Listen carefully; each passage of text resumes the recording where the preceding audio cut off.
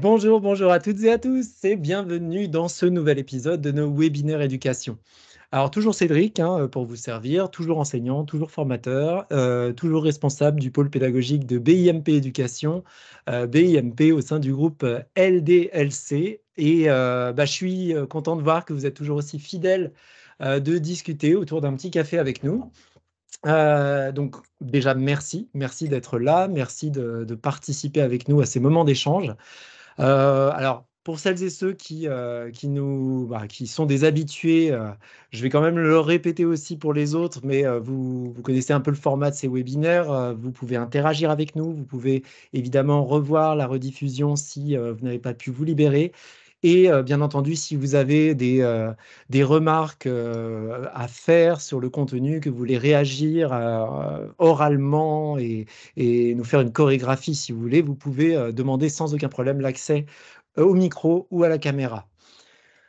Alors le sujet dont nous allons parler aujourd'hui me tient particulièrement à cœur, car on ne sait jamais, il est probable que je sois un jour l'un de vos soutiens potentiels dans l'élaboration d'un projet numérique dans votre établissement, puisque c'est précisément ce dont on va parler aujourd'hui. Alors, pourquoi avoir envie de mettre en place un projet numérique dans un établissement? D'où vient cette initiative? Qu'est-ce que ça implique au niveau des habitudes de travail? Qu'est-ce que ça bouleverse dans les pratiques? Est-ce qu'il y a une recette magique pour réussir son projet numérique? C'est un peu tout ce dont nous allons parler aujourd'hui. Et pour nous aider dans cette réflexion, on accueille aujourd'hui Nicolas Olivier, professeur d'éducation musicale, référent numérique dans son établissement à Toulouse, et passionné par l'enseignement, tout ce qui touche au numérique. Alors Nicolas était déjà intervenu pour nous parler du changement de posture en classe il y a quelques semaines. Et on est donc dans une suite tout à fait logique avec le thème d'aujourd'hui, puisque là, on va aller vraiment s'intéresser à un projet beaucoup plus large, projet d'établissement. Donc Nico, un grand merci d'avoir pu te libérer, d'avoir accepté notre invitation. C'est toujours un plaisir de t'avoir avec nous. Et on va pouvoir discuter de toi, de ce que tu as commencé à mettre en place. Tu vas nous donner des conseils, des bonnes pratiques et nous expliquer un peu quelle est ta recette à toi. Alors, est-ce qu'il fait beau à Toulouse? Alors écoute, là j'ai fermé les volets, donc je ne sais pas. Non, non, mais oui, évidemment, il fait toujours beau à Toulouse en fait. C'est C'est ça. ça qui est pas mal. Et quand il fait pas beau, c'est qu'il y a ça arrive quoi, un jour par an environ. Comme je sais que tu viens la semaine prochaine, il faut que, il faut que je fasse C'est gaffe. ça, fais-moi la pub. Parce que si je balance des trucs et que derrière tu me dis ouais, non, mais en fait il fait vraiment moche, bon, ça va pas être. Non, mais du coup, voilà, j'étais en Bretagne il y a pas longtemps, je peux confirmer qu'à Toulouse il fait beau. Bon, super. Ce Alors, qui n'est pas le cas ailleurs. dis-nous un peu comment tu comptes nous expliquer, nous parler de tout ça. Hmm. Oui, et ben en fait d'abord, je vais poser une question dans la section qui s'appelle Q&A, pour que justement vous puissiez nous dire, vous, les gens qui êtes présents aujourd'hui, quel est l'état en fait des lieux de votre projet numérique? Est-ce que vous en êtes à l'état de la réflexion? Est-ce que vous êtes en état du déploiement? Est-ce que vous êtes déjà engagé sur un projet depuis bien longtemps? Donc, je vous invite dans la section qui s'appelle questions et réponses à nous mettre un petit peu justement l'état de votre projet, puisque comme ça me permettra après moi d'introduire là où j'en suis personnellement, et puis peut-être aussi de pouvoir mieux insister sur certaines parties et certaines étapes en fait d'un projet de déploiement. Alors je ne sais pas si vous avez accès, normalement vous le voyez, hein, Oui, cet onglet Q&A. normalement, oui, vous avez un espace voilà, Q&A, comme le disait si bien Nicolas. Est-ce que vous voyez tous bien cet accès? C'est questions et réponses. Est-ce que vous l'avez? Au Et dans pire, ce vous pouvez le mettre cas-là, dans le chat aussi, hein, vous inquiétez pas. oui, si vous voulez le mettre dans le chat, allez-y. C'est comme vous voulez. Mais sinon, vous avez cet espace Q&A pour.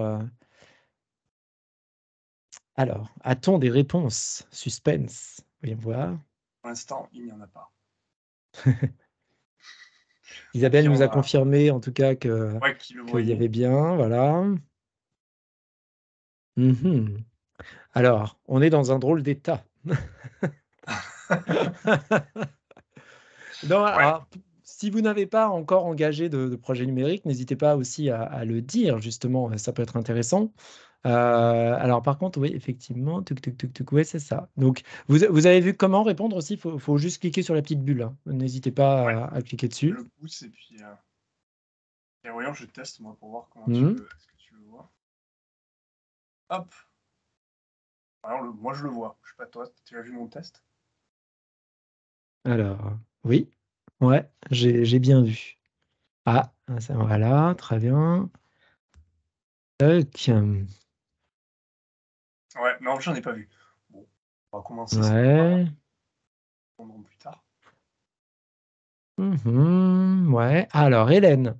Si, j'ai une réponse d'Hélène. Donc, en cours, les élèves ont reçu leur tablette début février, mais ne les ont pas encore vraiment utilisées. Ils ont juste fait 1 heure de formation. Intéressant. D'accord. Et ils ont une tablette, j'en profite, ils ont une tablette chacun, les élèves, et donc les enseignants aussi ont des tablettes, j'imagine. Alors, Voilà. je vais autoriser le micro, je pense, Ah, Hélène? à Hélène. Ouais. Ce sera plus simple pour que tu nous parles, Hélène, de ton projet. Bonjour, Hélène. Tu peux activer ton micro désormais, normalement, pour pouvoir échanger. OK. Bonjour à tous et à toutes. Bonjour. Alors donc effectivement, chaque élève a sa tablette. En fait, c'est un projet du département des Yvelines qui va, déployer ça sur tous les établissements et nous, on a un établissement pilote. Donc c'est pour ça que là, ça démarre un peu en cours d'année et donc là, on a que les 6e et les 4e qui ont des tablettes et après l'année prochaine, ce sera tout le monde. Voilà. D'accord. Et du coup, donc, les enseignants également sont équipés, j'imagine. Oui, tout à fait. Il s'agit de quelle tablette si tu as le... C'est des iPads. Ok, d'accord, ça marche. Mhm. Voilà. Et est-ce qu'il y a eu des préconisations sur le contenu, d'ailleurs, Qu'est-ce que tu veux dire par au là? niveau des applications, par exemple, au niveau de certaines plateformes pédagogiques qui pourraient être intéressantes? Est-ce que vous avez eu ça aussi ou est-ce qu'on vous a juste fourni le matériel, mais pas forcément tout l'environnement qui va avec? Si, en fait, c'est des tablettes qui sont gérées via un MDM, si je ne me trompe Mhm. pas de terme. Mhm. Donc c'est relativement sécurisé, j'imagine et avec, des applications qui sont déjà sur les tablettes des élèves. D'accord. Ils ne peuvent pas en Mhm. télécharger d'autres, mais on peut faire la demande après. Ouais. Alors pour celles et ceux qui ne connaîtraient pas le terme MDM, donc MDM, c'est un acronyme anglais, hein, qui veut dire Mobile Device Management, et ça veut dire gestionnaire de flotte mobile. Et effectivement, bah, on va certainement en parler avec Nicolas, hein, dans le projet numérique au sens large. En général, quand on déploie une flotte d'appareils, on accompagne cette flotte d'un outil de gestion pour pouvoir, bah, gérer, comme tu disais, Hélène, la sécurité, l'installation des applications et tout ça. On détaillera, je pense, un petit peu plus tard quand on parlera des aspects un peu techniques. Ok, bah, merci Hélène de ton témoignage. Donc c'est tu nous disais, depuis février, hein, c'est ça, hein, ouais, début février. Oui, oui, depuis Ok. le 4 février, ils ont reçu leur tablette. Mais pour le moment, D'accord. même les professeurs ne sont pas très habitués à les utiliser, donc on préfère attendre, après les Mhm. vacances pour, vraiment se lancer avec les élèves. Ok. Ouais, justement, en fait, parce que là, tu disais ils avaient fait 1 heure de formation, donc les élèves, hein, c'est ça, mais pas Oui. les professeurs, c'est ça pour Alors l'instant. les professeurs, ont eu quand même un temps de formation, via Mhm. Sophiae D'accord. et donc c'était une demi-journée, mais Mhm. c'était vraiment pour découvrir, la tablette, de façon très générale, Oui, c'est heu, la prise en main, la voilà, découverte de l'iPad. Ouais, ouais, je comprends. voilà et on D'accord. va avoir une autre formation après les vacances. Ok. Donc il y a quand même, voilà, il y a un plan de formation qui est prévu Mm. Mmh. pour les enseignants. Donc bon, c'est bien, c'est intéressant, hein, Nico, je pense que tu pourras confirmer que c'est Oui. important Oui, d'avoir. puis c'est surtout que ça montre qu'il y a déjà, on en reparlera après, mais il y a déjà on va dire des jalons importants que tu as énoncés qui sont présents dans ton projet et c'est rassurant. Mm. C'est ça, c'est ça. C'est bien. Je ne suis pas étonné. Oui, c'est indispensable. Effectivement. Bon, très bien. Pas de problème, hein, Nicolas Vernier. J'ai vu. Ah, voilà. J'ai aussi Mm. alors, voilà. Établissement où j'ai d'anciennes tablettes school où c'est extrêmement galère. Je voudrais revenir sur un déploiement d'iPad, un outil que j'utilisais dans mon ancien établissement. Je souhaite monter un dossier pour être doté de ce support. D'accord, très bien. Donc Sabine qui nous témoigne ça. Est-ce que tu veux peut-être, Sabine, interagir? Ah oui, bah voilà, privé ou public. Bah, je vais te donner la parole, ce sera plus simple. Sabine, ce sera beaucoup plus simple. Hein, voilà. Voilà. Bonjour à tous Bonjour les deux. Sabine.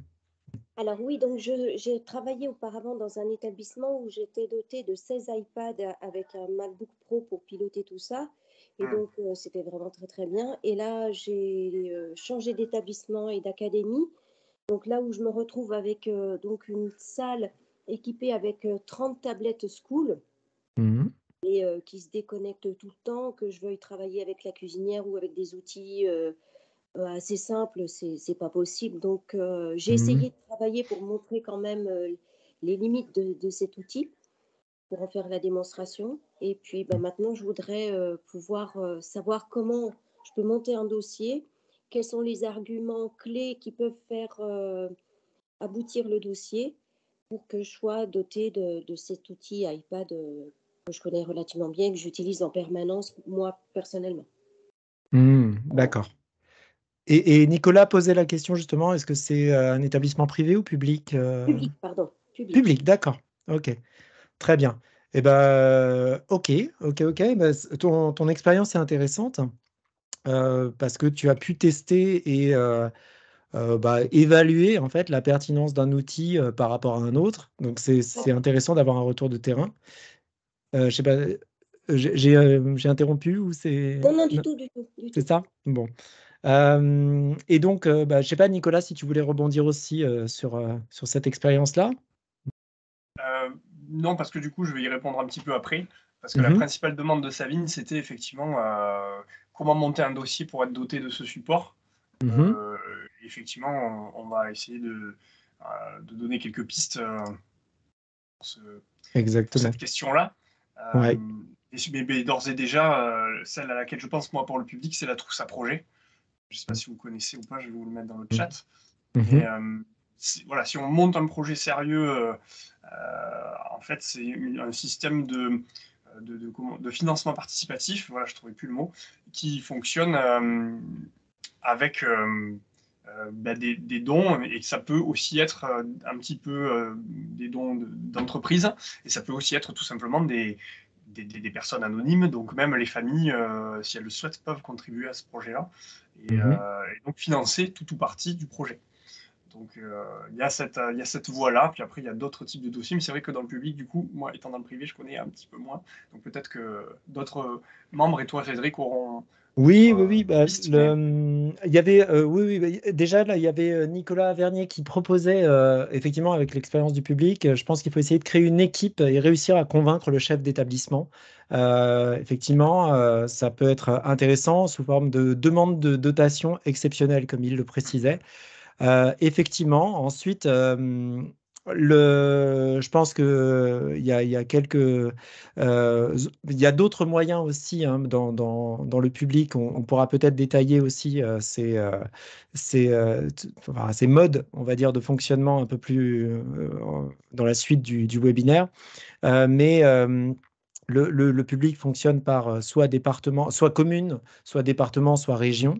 Et donc, il est important en fait de convaincre bah, ces différentes strates pour pouvoir ensuite lancer des réels équipements sur voilà, sur toute une zone, que ce soit au niveau primaire, collège, lycée. Et donc, je ne sais pas si j'avais commencé à voir des petites choses arriver sur le chat. Je ne sais pas s'il y a encore des questions ou des remarques par rapport à ça. Mais peut-être que déjà, on a un aperçu bah, de deux expériences là, différentes qui sont intéressantes, je trouve. Et qu'on va pouvoir peut-être développer et s'appuyer peut-être là-dessus pour expliquer justement et avoir ton témoignage, Nicolas, en plus, ouais, en comparaison. OK? c'est ça, on y va. C'est Donc je vais parti. partager mon écran, et je vais vous partager une petite carte mentale. Donc là, normalement, vous devriez voir ma carte mentale. On la voit bien. je te confirme. Ah, super. Et donc, bon, avant de rentrer vraiment dans le concret, il me semblait important de faire une mise en contexte pour un petit peu vous parler de l'état finalement de mon projet, de là où il en est dans mon établissement, et aussi finalement que c'est un aboutissement, le projet que je vis aujourd'hui, qui a été forcément précédé de nombreuses tentatives. Alors j'appelle ça des échecs, mais ce sont des tentatives qui n'ont pas été menées jusqu'au bout, quoi, on va le dire comme ça. Donc, dans mon premier établissement où j'ai été nommé référent numérique, j'ai rencontré avec un projet, j'ai voulu mener un projet d'équipement et j'ai rencontré un écueil, alors plusieurs, mais que moi j'analyse a posteriori comme j'ai analysé 2 points qui ont été voilà, des écueils. C'est effectivement le manque de formation des enseignants et aussi d'information, c'est-à-dire de formation et d'information sur finalement le potentiel que pouvait représenter un tel projet pour nos élèves. Alors j'y reviendrai un petit peu après, c'est pour ça que je ne détaille pas maintenant. Et puis ma chef d'établissement qui était convaincue, qui m'aurait suivi, mais qui n'était pas, j'ai bien écrit, qui n'était pas tête du projet. C'est-à-dire que quelque part elle me suivait, mais elle me laissait avancer, mais elle n'était pas force de proposition, force de direction pour ce projet-là. Et en fait, je me rends compte avec le projet que j'ai actuellement qui fonctionne, que ça c'était un des éléments clés également. Et puis, donc, sur mon établissement actuel, donc il y a quelques années, en 2018-2019 ou 2019-2020, j'ai un petit trou de mémoire, juste avant le confinement, j'avais justement aussi voulu lancer ce projet-là. J'étais référent numérique, j'avais d'autres pions qui avaient été bien placés, j'en parlerai un petit peu après, mais je pense que c'était trop tôt. Trop tôt au sens où mon équipe n'était pas encore totalement prête, mon équipe pédagogique, et puis il y avait plein de choses dans les rouages d'un établissement que je ne connaissais pas assez bien. C'est-à-dire que, par exemple, j'avais complètement raté le timing des inscriptions des futurs sixièmes. Comme je suis dans le privé, nous, on inscrit les futurs sixièmes, on fait des préinscriptions, voire même des inscriptions définitives, à partir d'octobre. Et donc, effectivement, moi qui voulais lancer ce projet, mi-novembre, mi-décembre, au bout d'un moment, on m'a dit, ouais, mais en fait, les élèves, ils sont déjà inscrits, les familles n'ont pas du tout signé pour un tel projet, parce que dans le privé, il y a souvent une participation financière des parents. Et donc, du coup, voilà, les élèves s'étaient préinscrits. On ne pouvait pas leur dire, ah ben tiens, on va vous rajouter X euros par mois à payer, alors qu'il y avait déjà cette inscription qui était faite. Donc, ça m'a permis d'apprendre, évidemment, et de savoir qu'il fallait quand même s'y prendre beaucoup plus à l'avance que ce que je pensais. C'est-à-dire que c'est vraiment à N-1 oui, qu'il faut penser le projet à minima, et encore, on y reviendra, mais je pense que vous verrez dans mon expérience que c'était même un petit peu plus. Et donc, finalement, cette troisième expérience que j'ai appelée valise, puisque c'est la valise qui a aussi été un des éléments pour nous qui est un repère, qui a été finalement la bonne expérience, bien que cette valise, elle était déjà en activité l'année dernière et ça ne marchait pas. Et tout d'un coup, cette année, ça a pris. Donc, je vais vous expliquer après pourquoi. Mais là où je veux revenir, c'est que même si on commence à initier ce projet-là, il manque certains ingrédients pour que véritablement un projet puisse démarrer. Et donc, voilà, on arrive aux réussites. Et ce qui s'est passé finalement depuis mon arrivée dans cet établissement, c'est ma 6e année, c'est qu'au fur et à mesure des années, sans forcément le concevoir comme ça, j'ai participé à, comme je le disais, mettre des pions petit à petit qui ont permis de faire en sorte qu'aujourd'hui, notre projet démarre réellement. C'est-à-dire que progressivement, on a équipé les salles de classe en Apple TV. Pourquoi ? Parce que progressivement, on a équipé les profs en iPad. Et ça a d'abord commencé par le fait d'équiper la classe Ulysse d'iPad, puis la classe de musique, les profs de PS, le CDI. Donc il commençait à y avoir des iPads un petit peu partout, un petit peu aussi d'enseignants qui étaient déjà utilisateurs d'iPad à titre personnel ou qui avaient une appétence pour cela. Et donc en quelques années, on a quasiment toute l'équipe des profs qui est équipée en iPad, et on a aussi surtout toutes les salles de classe qui sont équipées en Apple TV. Donc on avait déjà un cocon, j'ai envie de dire, et puis bien sûr le Wi-Fi, j'ai oublié de le rajouter, mais le Wi-Fi qui venait, alors même si le Wi-Fi actuellement n'est pas encore au top, mais qui progresse dans l'établissement, qui qui a permis effectivement que chacun puisse se connecter comme ça en filaire. Et puis, c'est là, il faut que je le remette, mais c'est ici la valise en fait qui est arrivée. Et la première année, elle n'a pas du tout prise. Et puis, cette année, en début d'année, et même encore aujourd'hui, on se bat littéralement pour la valise. C'est-à-dire que je vois un collègue passer, je lui dis « Ah, mais t'as réservé la valise, mais j'avais pas vu. Est-ce que tu peux m'en prêter 3 ou 4 ?» Donc c'est assez cocasse en salle des profs, puisqu'on essaie de négocier les uns les autres pour avoir les iPads. Voilà. Et donc, une des stratégies, pas vraiment faites consciemment, comme je le disais, ça a été effectivement d'avancer progressivement. D'abord, voilà, moi j'ai demandé des tablettes dans ma classe, ça a attiré un petit peu l'attention, l'intérêt des collègues, ah mais on peut les utiliser, etc. Donc ça a justifié le fait qu'on achète une valise, et ainsi de suite. Donc ça, c'est vraiment un élément, si vous en avez la possibilité, c'est effectivement de semer des graines pour que finalement pousse cette envie. Et puis après, il y a eu vraiment des déclencheurs. Alors des déclencheurs, oui, Nico, vas-y. excuse-moi de t'interrompre, juste donc pour qu'on soit sûr, cette valise, c'était une valise d'iPad à disposition de tous sur réservation, hein, c'est bien ça? Oui, Voilà, tout à fait. au départ, c'était pas du tout un déploiement individuel, autant pour les enseignants que pour les élèves, c'est ça? Exactement, ouais. Ok, Tu fais bien de le voilà. préciser. Il y a 16 iPads dedans, avec en plus un iPad prof. Et donc, il y a une borne Wi-Fi à l'intérieur. Donc, on branche la borne, on branche la valise. Et ça nous permettait de fonctionner. Sauf que dans les faits, les collègues ne branchent pas le câble Ethernet dans le mur pour qu'il y ait du réseau sur la borne Wi-Fi. Donc, ça a été nécessaire. Enfin, ça va de pair, c'est-à-dire que bon, ils n'ont pas bien suivi mes formations, ou ils oublient, ou je sais pas, parce que bien sûr, j'ai fait toute la documentation, les vidéos, et donc c'était bien qu'on ait le Wi-Fi aussi quand même dans l'établissement, parce que ça permet quand même de faire rouler les tablettes. Bon. Mais effectivement, oui, c'était une valise. En fait, comme j'avais pas réussi à monter ce projet one-to-one, et que, donc one-to-one, c'est un matériel, donc ça peut être un appareil, merci, par élève, et que quand même il y avait une petite demande de certains collègues d'avoir justement un matériel numérique fonctionnel, et bien on a investi dans cette valise parce qu'on a une salle des profs, mais je ne sais pas, pardon, une salle des profs, une salle informatique, mais je ne sais pas comment c'est dans votre établissement. Pour nous, on se retrouve souvent coincé par des problèmes informatiques, donc les ordinateurs qui ne vont pas forcément fonctionner. Et avec l'arrivée des évaluations nationales annuelles en collège et de PIX, on a un besoin de cette salle informatique qui a grandi. Et donc, voilà, alors, je vais donner l'exemple de cette année. J'ai mon collègue de maths qui descend en sueur, me disant est-ce que la valise est dispo, parce que les ordinateurs ne nous permettent pas de passer le contrôle parental pour pouvoir faire les évaluations nationales.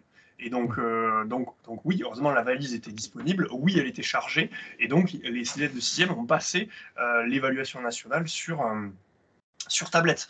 Et donc ça justifie encore une fois que ce matériel-là, il fonctionne, et qu'il ne rencontre pas les mêmes problématiques d'entretien que l'outil informatique PC datant un petit peu ou ancien.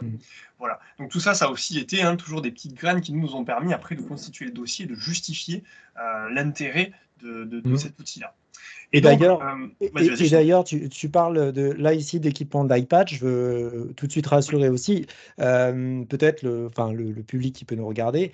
On n'est pas pro marque ou pro constructeur. C'est juste que dans le cadre de ce projet-là, tu as fait le choix de l'iPad en fait. Mais on pourrait très bien penser projet numérique avec d'autres matériels à condition que ça réponde vraiment aux besoins exprimés en fait, aux besoins pédagogiques. Je me trompe ou pas? Toi, ça répondait à tes besoins pédagogiques, on est d'accord? Oui, il y a ça. Et puis, il y avait un autre paramètre, c'est que quand je suis arrivé, il y avait déjà quelques tablettes Apple, il y avait déjà du matériel en fait Apple. Mais l'année où je suis arrivé, il y avait aussi cette volonté d'équiper en valise, parce que j'ai oublié de parler de l'école. Mais l'école, nous, on est un ensemble scolaire, donc l'école avait aussi fait une demande d'iPad. Donc, il y avait déjà un terreau qui était ouvert par rapport à l'iPad. Mais moi, longtemps, j'ai basculé, j'étais à cheval entre le Chromebook et l'iPad par rapport au choix, en fait. Et même pour être, comment dire, justement, pour ne pas être fermé, j'avais fait la démarche de beaucoup me renseigner sur le Chromebook, de contacter les boîtes qui sont revendeurs de Chromebook, de faire des devis et de pouvoir vraiment présenter les deux offres, et que quelque part le choix se fasse avec les différents acteurs, bien sûr, et que je ne sois pas le seul, moi en tant que référent numérique, à dire bon, mais voilà, c'est ce matériel, point. Pour une question d'équité et de d'intégrité. Et j'ai fait le choix, moi, de mettre en concurrence ces deux marchés-là. Et effectivement, le choix s'est fait pour l'iPad. Je vais peut-être un petit peu plus y répondre après, mais notamment, en fait, au niveau de la réunion qu'on a fait avec Logec, donc Logec, pour ceux qui sont dans le public, c'est une association qui permet en fait à un établissement privé de fonctionner. C'est vraiment le payeur quelque part, et c'est un établissement privé dépend à chaque fois d'un Logec qui est une association. Et effectivement, j'ai fait aussi ce tableau comparatif en leur montrant pourquoi on avait choisi l'iPad, nous, en tant qu'équipe pédagogique, mais pourquoi je leur soumettais ce projet-là, et pourquoi on avait fait ce choix. Et le choix, après, il peut se débattre, hein, mais nous, il s'est avéré qu'il y avait des arguments, il faudrait que je vous les rajoute sur la carte mentale, je pourrais vous montrer à la limite mon tableau. C'était qu'effectivement, même si le coût pouvait être un peu plus cher au niveau de l'achat de la tablette iPad par rapport au Chromebook, c'est qu'on avait une solidité beaucoup plus importante. En fait, avec le fait aussi que ce soit qu'une tablette, les Chromebooks sont souvent un peu comme des PC avec des claviers, pas tout le temps, hein, mais souvent. Mais par contre, moi, je n'ai pas connaissance de Chromebooks qui sont en matière métallique. Et donc, effectivement, avec des élèves de 6e et avec des sacs qui vont bouger, nous, on n'a pas de casier dans notre établissement, donc potentiellement, enfin aujourd'hui, les sacs, ils sont posés dans la cour, donc les gamins, ils mettent des coups de pied dedans, ils tombent dessus. Bon, donc nous, cette contingence-là, la solidité, elle était hyper importante. Ensuite, on n'avait pas d'assurance vraiment sur la batterie. On nous a affirmé que le Chromebook pouvait sans problème tenir la journée, sauf que pour les iPads, on en est convaincu, on l'a vu, on a vu aussi ça sur les autres équipements qu'on a suivis sur d'autres projets proches de nous. Et puis ensuite, il y avait toute la gestion des appareils. Alors avec Google, pour rester sur le comparatif Chromebook iPad, il y a aussi la gestion de la Google Admin qui apparemment est très bien, que je ne connais pas, alors que les MDM, donc là on va parler de Jump ici, c'est un logiciel qui permet de superviser les iPads, offre la possibilité de gérer l'iPad en classe, de gérer l'iPad aussi hors de la classe par les parents. Et donc ça, on n'a pas toutes ces fonds. Alors peut-être corrigez-moi parce que je ne suis pas un expert, hein, mais en tout cas, quand on a étudié, quand on a comparé un peu les offres, on a eu l'impression que la gestion de l'iPad avait une certaine maturité chez Jamf et une certaine globalité qu'on pouvait pas, et aussi précision à la fois, qu'on n'avait pas forcément complètement encore chez les tablettes Chromebook. Mais encore une fois, je ne suis pas expert. Je pratique la Google Admin parce qu'on a aussi Google Suite et je trouve que c'est quand même déjà un outil super. Et puis après, il y avait un parc applicatif énorme chez Apple qu'on a un peu aussi chez Chromebook, mais qui n'est pas développé de la même façon.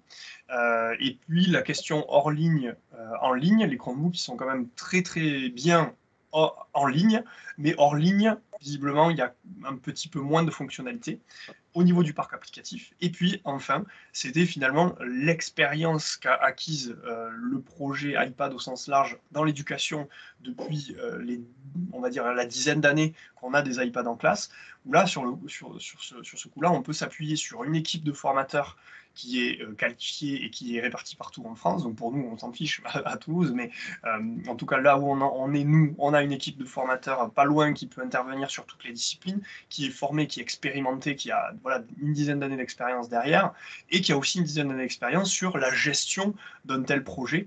Donc le suivi, tous les process qui sont liés à je sais pas, la tablette qui est cassée, comment on fait, la vitre qui est cassée, comment on fait, etc. Et en fait, un autre point, c'était la proximité, c'est-à-dire que nous, on est un revendeur, un partenaire en fait revendeur de tablettes Apple qui est vraiment à Toulouse et qui est disponible pour nous. Et jusqu'à maintenant, comme on avait quelques tablettes, on a toujours fonctionné avec ce partenaire-là et il ne nous a jamais déçus. Et effectivement, Chromebook, le partenaire qu'on a contacté, il est à Lille. Donc même s'il peut être super, je ne suis pas certain que la journée ou le lendemain, je vais avoir, comme avec mon partenaire actuel, un technicien qui vient au collège, qui me prend l'iPad qui ne va pas et qui me le ramène le lendemain réparé ou qui me ramène un iPad à neuf. Donc effectivement, voilà, un petit peu là, j'ai brossé comme ça, il faudrait que je vous note tout ça pour justifier pourquoi on a choisi cet équipement-là.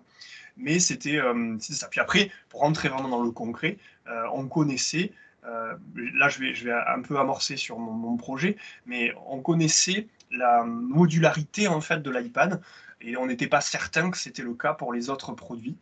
Tout simplement, quand je parle de la modularité, c'est-à-dire que nous, on veut accueillir tous les élèves dans notre projet, c'est vraiment notre cœur de projet, et on sait qu'on peut avoir un iPad qui va pouvoir être utilisé tout seul, mais qui va pouvoir aussi être utilisé avec un stylet, avec un clavier, un clavier intaché, un clavier Bluetooth, un clavier Mm. gros, un clavier petit. Bon, ça, je pense que Ouais. c'est valable aussi pour les autres, hein. Mais Oui, il c'est y a vrai d'autres, qu'on... mais, Voilà, mais, mais c'est bien. Ouais, on sent que voilà, il y a une réflexion derrière le choix et c'est ça qui est important en fait. Il y a vraiment une oui. réflexion profonde en fait derrière le choix de la technologie. Mais alors, vas-y, du coup, enchaîne sur Oui, j'enchaîne, ton j'enchaîne. histoire et Ouais, sur ouais, c'est ouais. ça. Et ben, les déclencheurs par rapport à notre histoire, ça a été effectivement mon collègue qui arrive à Toussaint, et mon collègue pilote du projet, et qui me dit bon, Nico, là, il faut qu'on passe en one-to-one. C'est plus possible. Et en fait, on parlait de nos sixièmes actuels, où effectivement, on s'est rendu compte que je pense que c'est pareil pour tout le monde, on a un pourcentage d'élèves à besoins particuliers qui augmente exponentiellement d'année en année.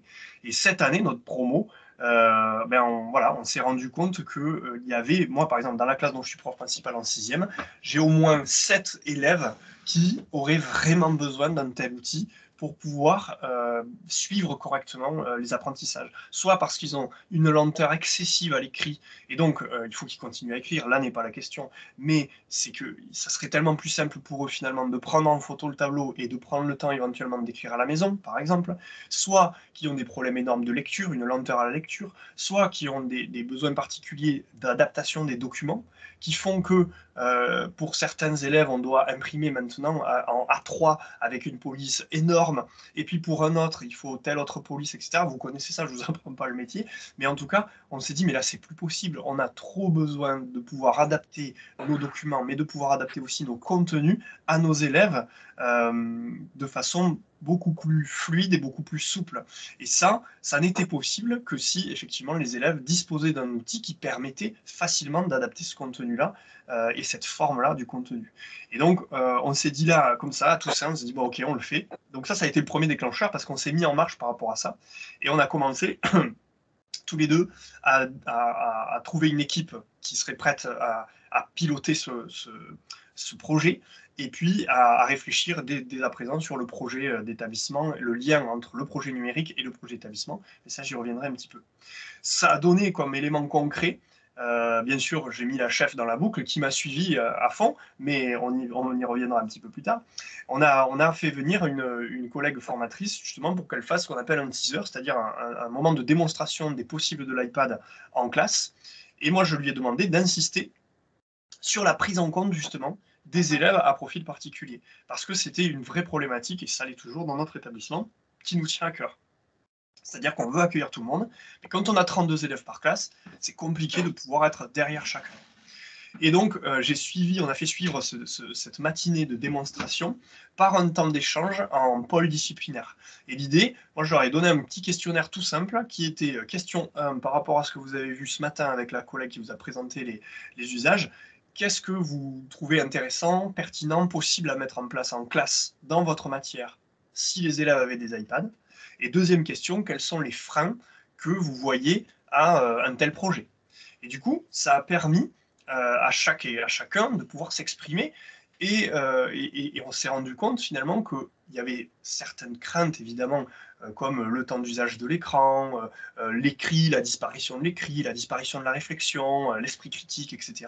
Toutes ces choses-là, on a pu en discuter et on va encore en discuter avec. Enfin, nous, on a discuté dans le comité de pilotage, mais on va en rediscuter avec l'équipe pour justement leur montrer qu'en fait, il n'est pas question que les élèves n'écrivent plus, bien au contraire, il faut qu'ils continuent à écrire, mais cet outil va pouvoir s'ajouter aux autres et va pouvoir aider.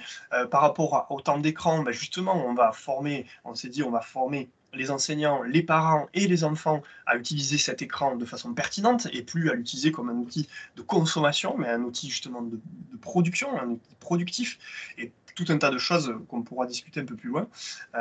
Mais donc ça nous a permis de récolter ces freins-là, mais aussi en fait de se rendre compte que l'équipe, c'est pour ça que j'ai écrit coïncidence d'équipe, était complètement partante en fait. Il y avait personne qui disait ah moi je m'oppose complètement à ce projet. Enfin il y avait une personne qui s'opposait véritablement sur une équipe donc d'une quarantaine de collègues, dont une trentaine de titulaires. Donc on s'est dit ben, là on est vraiment sur un timing où finalement les profs sont prêts. Et Mm. rappelez-vous qu'au début je vous disais les profs n'étaient pas prêts par manque de formation, par manque d'information. Ben là, je crois qu'en fait, tout ce travail que j'ai fait, parce que j'ai oublié de le dire, dans les années où j'ai équipé les salles de classe et tout ça, en fait, je formais aussi. Je faisais des formations à mes collègues à chaque journée pédagogique. Je présentais 1 ou 2 outils informatiques numériques, parfois sur l'iPad, parfois pas sur l'iPad. Et donc, petit à petit, mes collègues se sont sûrement un peu ouverts. Et puis, il y a aussi une arrivée. On a eu aussi une arrivée de nouveaux collègues qui ont renouvelé un peu l'équipe et qui ont fait que finalement, il y avait cette émulsion qui prenait tout d'un coup. Il y a Et donc, peut-être du eu un coup, effet aussi pandémie qui a poussé un peu tout le monde à se mettre à l'outil numérique aussi, je pense. Ça a dû jouer. oui, c'est une vraie bonne remarque. Mais en tout cas, ce que je constatais, c'est que par rapport à mes 3 expériences ou 2 expériences et demie précédentes, il y avait vraiment un terreau qui était beaucoup plus prêt que les années d'avant. Donc, on a décidé de s'inscrire à un summit, c'est-à-dire une rencontre, en fait, ils appellent ça un voyage d'études pendant 2 jours. Nous sommes partis avec donc 8, on était 8, normalement on devait être 2, mais j'ai négocié, j'ai donné de moi, de mon corps, pour que l'on parte avec donc effectivement notre chef d'établissement, j'ai oublié, notre chef d'établissement adjointe, la DSI, c'est donc la personne qui s'occupe de l'informatique, le référent numérique, c'était moi, le cadre éducatif, parce qu'en fait, pendant ce teaser, il y avait aussi notre équipe de surveillants et notre cadre éducatif, l'équivalent du CPE, et qui a été complètement bluffé et qui disait en sortant de cette démonstration, mais en fait c'est ça qu'il nous faut pour nos élèves, quoi, qui a réalisé elle aussi. Et donc c'est pour ça qu'on l'a embarqué. Donc on est allé là-bas et sur ce voyage d'études, en fait les deux, voilà, la démonstration et ce voyage d'études ont été vraiment les déclencheurs. Et quand on est revenu, on attendait le train et ma chef d'établissement me dit, ça en fait c'était le coup de pied aux fesses que j'avais besoin pour vraiment me lancer, quoi. Déjà, le fait que le teaser se soit bien passé et que le jour même du teaser, moi, j'inscrive l'équipe au summit, ça a été un premier jet, parce que ma chef d'établissement, à partir de là, elle a commencé à en parler aux parents donc, durant les entretiens d'inscription, d'elle-même. Donc, elle a d'elle-même enclenché quelque part j'ai envie de dire, le lead de ce projet-là. Et puis, effectivement, une fois que ce summit a eu lieu et qu'on s'est rendu compte que vraiment ce projet pouvait être réalisé, j'en reparlerai un peu de ce qu'on peut y faire à ce voyage d'études, mais peut-être Cédric en parlera mieux que moi. Et voilà, ça a été vraiment le déclencheur très fort. Et puis, notre suivant, c'était la présentation au conseil d'administration de l'OGEC, donc je vous rappelle, l'association qui gère en fait l'établissement. Et là, en fait, c'était qui tout double, c'est-à-dire que si ça marchait, le projet pouvait démarrer. Si l'OGEC ne soutenait pas, en fait, il ne payait pas le projet et donc on ne pouvait pas démarrer. Donc on a beaucoup travaillé avec l'équipe pilote, avec ma chef et avec la présidente de l'OGEC, parce qu'on l'a rencontrée, ça a été un élément décisif aussi, c'est-à-dire qu'on a préparé avec ma chef un entretien avec la présidente de l'OGEC pour lui présenter ce projet, dont je vais détailler un peu les contours juste après, et ensuite, on l'a présenté au CA de l'OGEC, et ça s'est très bien passé, et même si il y a toujours des questionnements, des freins, des choses comme ça, le projet a été financé et peut démarrer. Ouais. Alors, je m'arrête un tout petit peu là pour savoir déjà si vous avez des questions ou si tu veux compléter quelque chose, Cédric. Et Oui, non, ensuite, c'est très clair. On sent la préparation, là, c'est ça qui est intéressant, la notion de timing, la notion de constitution d'équipe, d'essai aussi, d'essai, erreur. Voilà, on tente, on voit ce qui marche moins. Hélène disait que, donc, une collègue me disait que pour ce projet, il faut quelqu'un de passionné pour le mener. Et effectivement, je pense que c'est une clé. Ton enthousiasme, Nicolas, a dû beaucoup aider, certainement. Alors, oui, c'est c'est vrai que c'est ça. important d'avoir peut-être dans l'établissement quelqu'un qui s'y intéresse. Je dis pas forcément, enfin, je dirais pas jusqu'à dire forcément passionné ou sachant, mais au moins qui s'y intéresse. En fait, c'est vrai que c'est important parce que ça peut aider à structurer, on va dire, la stratégie voilà, pour mener le projet, pour démarrer déjà. Oui. Ensuite, s'il y a personne d'identifié, on peut toujours s'appuyer sur des gens comme Nicolas ou moi, par exemple, ou d'autres, en fait. C'est ça qui est intéressant, c'est-à-dire que l'objectif, il faut savoir qu'un projet comme ça, et je pense que Nicolas va détailler un petit peu le contexte et par exemple, qui l'accompagne dans ce projet-là, mais faut savoir qu'un projet comme ça se fait rarement tout seul, c'est-à-dire en tant qu'enseignant ou même que chef d'établissement ou n'importe quoi, on va rarement soi-même dans un, je sais pas, dans un magasin dont je citerai pas forcément le nom, mais on va pas forcément donc dans un magasin acheter nous-mêmes le matériel sans structure derrière. C'est-à-dire la plupart du temps, lorsqu'on décide de mettre en place ce type de projet, c'est vraiment important de se faire accompagner déjà dans cette réflexion. Donc, bah, Hélène, tu disais, il faut quelqu'un d'aussi passionné. Ça compte, c'est vrai, mais il y a toujours d'autres gens autour, comme par exemple bah, une structure, alors des partenaires comme bah, BIMP, évidemment, c'est notre cœur de métier, nous, d'accompagner les établissements, c'est-à-dire on vient vous voir, on va cadrer avec vous un peu ce qu'a fait Nicolas là, au bout de plusieurs années justement d'essais, d'erreurs. Nous, on peut en fait déjà réduire un peu le temps et n'importe quel prestataire, hein, que ce soit nous ou un autre, évidemment, hein, je ne fais pas notre pub particulièrement, même si on est très bon, mais n'importe quel prestataire que vous allez solliciter va être là justement pour vous aider dans ces démarches-là de mise en place du projet. C'est-à-dire qu'on va faire le tour d'horizon, on va voir le côté technique, le côté adhésion pédagogique, on va voir où vous en êtes au niveau numérique global. Et ce que l'on va faire, on va discuter ensemble, on va rendre visite d'ailleurs sur place, hein, on va aller directement dans votre établissement, on va aller discuter avec toute l'équipe projet et ensuite, on va vous offrir aussi la possibilité, un peu comme ce dont parlait Nicolas tout à l'heure, on va vous offrir aussi la possibilité d'aller visiter d'autres établissements, d'aller faire ce qu'on appelle des visites un peu lighthouse, c'est-à-dire des visites dans lesquelles vous allez voir ce qui se passe dans des établissements déjà bien équipés depuis un certain temps, voir comment a évolué le projet.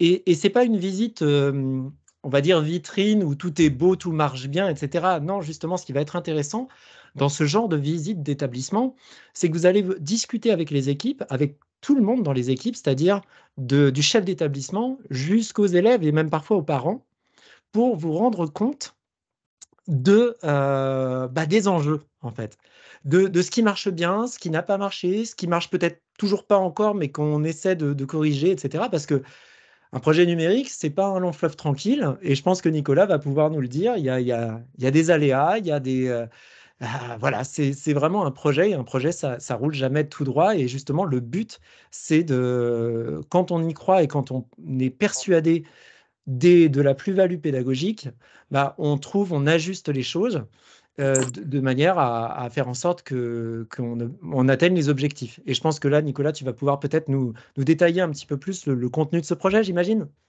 Oui, c'est ça. En fait, c'est m'arrêter un petit peu sur le fait que comme je vous le disais au tout départ, quand je vous racontais un peu notre histoire, voilà, le déclencheur nous, du projet, il est vraiment dans la réponse aux besoins particuliers de nos élèves. Et donc, en fait, on a construit tout notre projet autour de cette philosophie-là. Et quand on a présenté notre projet à notre présidente d'OGEC, elle nous a tout de suite dit, avant même qu'on puisse commencer, elle nous dit, bon, alors écoutez-moi bien, si le projet consiste en mettre au numérique l'établissement pour une visibilité de l'établissement et pour faire venir plus de monde dans l'établissement, ben, je préfère vous dire qu'on n'a pas besoin de faire venir plus de monde dans l'établissement, on a déjà suffisamment d'élèves, on a une liste d'attente aussi, et donc si c'est ça, moi, ça ne m'intéresse pas. Alors, je la fais en version un peu dure, mais c'était pas aussi vindicatif.